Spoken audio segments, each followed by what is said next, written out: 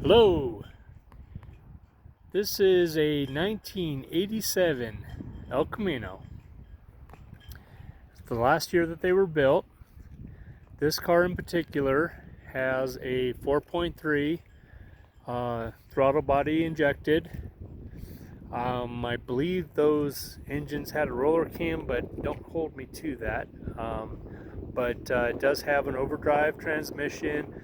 I believe it's a 204R. The rear end gear ratio I think is a 256. I checked, it was probably 7 years ago, so I could be wrong on that, but I'm pretty sure that's what it is. This car is pretty doggone original.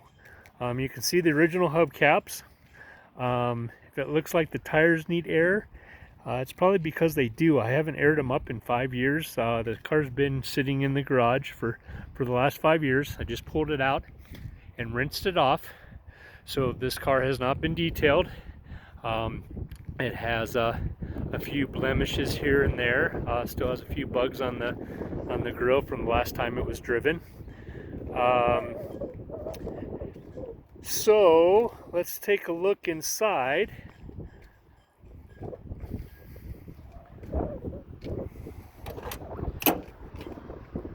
So as you can see, it is fairly clean and original. The worst part of the interior is the worn seat, but it's not, the vinyl is cracked. And then the cracked dash. We can see here that there's a few cracks in the dash. The stereo is not original. One of the few things that's not original. This car is a full gauge car with tack, and the mileage on it is 161,117. Let's go ahead and start it up. It starts good, runs good, horn works. The power windows work on both sides. There's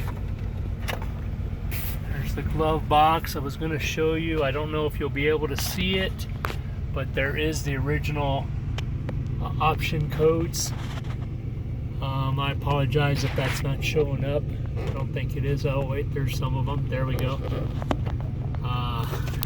So hopefully you're not getting dizzy looking at this, but in case you want to look up all the options, that's how you do it. Give you a second in case there's something you want to see. I guess you can also pause it if you're watching this. All right, let's get undizzy again. Let's see. The air conditioning was charged about 6 years ago with a R12 compatible. It wasn't R12, but it was R12 compatible, a substitute. So it has not been switched over to 134. I tried the air conditioner. The compressor is cycling, but it will need to be charged up, obviously. They usually leak around the compressor seal. That's not unusual at all. Anyways, the carpet has a little bit of fading to it, but this really was garage kept most of the time, as long as we've had it. And behind the seat and back here you'll find the spare tire, the jack, and an anti-theft device. So let's go ahead and continue around. It does need to be detailed. You can see there's some splatters on the bottom here, but it's a fairly straight car. I believe this is the original color. It's been repainted. There's some evidence that maybe at one time it was green for a while, and then before it went back to the original color. This is pretty cool. It's got the tonneau cover, hard cover, with the struts, gas charged struts, and they added the trough for drainage so that if this is outside and it rains, it doesn't divert the water into the bed. You can keep your stuff dry. The other thing that's nice is this has been rhino lined. It's not a generic rhino lining, it's the actual rhino lining. Underneath the carpet, and a little damp because I did rinse it out here, but it's the bed is in outstanding condition. I don't believe it was rhino lined to cover anything up. I believe it was a preventative measure to keep things nice. The bed does technically lock. I believe that it is missing the actual latch, but it does stay down going down the road at this point, so that doesn't seem to be a major concern. Let's take a look at where we do have some minor body damage. There are 2 dents right here and some scratches here, so it looks like my dad got a little bit too close to something there.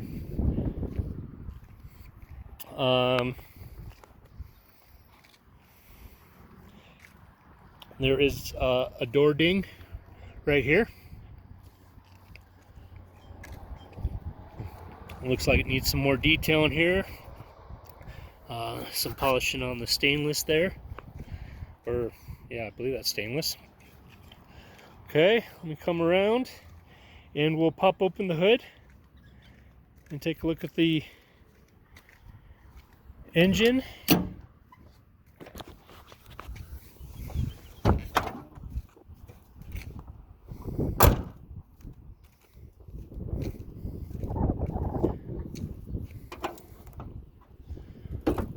Alright, so here's the 4.3 V6.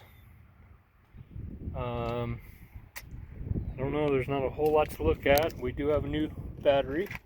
I just put it in today. I did get it a couple months ago in anticipation of this day, but this is its first day that it's gotten used. And geez, that's about it. Yeah.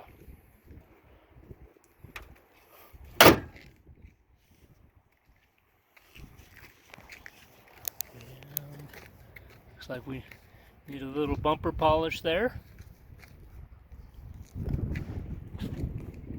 A little bit of sap on the hood, which is surprising since it was stored inside, but it must have gotten parked close to a tree at some point. And I think that's about it.